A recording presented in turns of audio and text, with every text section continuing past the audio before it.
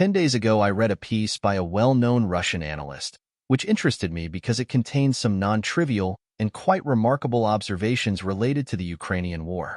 And although it is mostly about the author's fabrications rather than reliable and accurate information, it certainly has its own logic, and I will briefly summarize the content in my own words as an introduction to the main topic. The author claims nothing less than that Russia was lucky when it failed to enter Kiev with its army, install a puppet government there, and occupy the entire country. He goes on to say that it was also lucky for Russia that British Prime Minister Boris Johnson prevented Russian-Ukrainian negotiations mediated by Turkey. An explanation is then given. The author believes that from the present perspective, when much about Ukraine itself has already been clarified, it is not difficult to imagine what the Russian forces and the extensive, pro-Russian administrative apparatus, as well as Russian business that would have immediately come to that country, would have faced. In the author's opinion, they would have been confronted with rabid Ukrainian nationalism, chauvinism, and the Nazism of hundreds of thousands of Banderites supported by millions of Ukrainians. A flurry of terrorist acts and attacks on Russian security forces, administrations, and merchants would have ensued.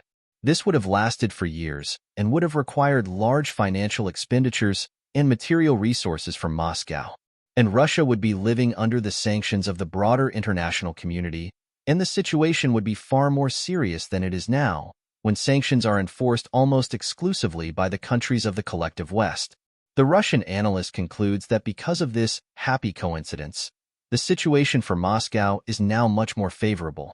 Russian troops are fighting on the front lines against a visible enemy of flesh and blood, not against the spirits of terrorism that can penetrate every pore of Russian society. Remember how many Ukrainians speak Russian as well as Russians, and that the two peoples have a similar mentality because of their shared history, religious, and cultural heritage.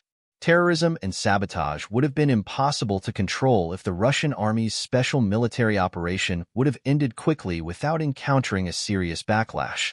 Now, in the author's opinion, the Russian army is crumbling the most radical part of the Ukrainian people on the front line and carrying out the denazification and demilitarization of Ukraine on the spot. The theses or observations described, as I said, have their own logic, although they should be categorized as if only. After all, we will never know what would have happened, since the Russian special operation developed in a completely different direction. A direction that now threatens an unprecedented escalation. The fate of Ukraine as a state is gradually fading into the background, giving way to the interests of the powerful and global geopolitical processes and tectonic changes taking place today. But let's go in order. Putin's and Biden's speeches with clear messages. 2 weeks ago, Russian President Vladimir Putin gave a 2-hour speech to members of parliament. I wrote more about this in a previous review and sent several important signals to the West, primarily Washington, reacting in particular to French President Emmanuel Macron, who said he did not rule out sending French and NATO soldiers to Ukraine. Vladimir Putin recalled what fate awaited invaders who tried to break through to Russian soil in the past. Putin also recalled Russia's nuclear capabilities and said that the West had made a historic mistake by actively intervening in the Ukrainian conflict on Kiev's side. 2 days later, U.S. President Joe Biden delivered a major address to the nation in front of members of Congress. His speech turned out to be very bellicose and unfriendly towards Russia and Putin, whom Biden called an aggressor and dictator. In addition, Joe Biden sharply and aggressively criticized in raised tones. This surprised many observers, as Biden usually speaks slowly, boringly, and confuses words, Republicans and Donald Trump personally.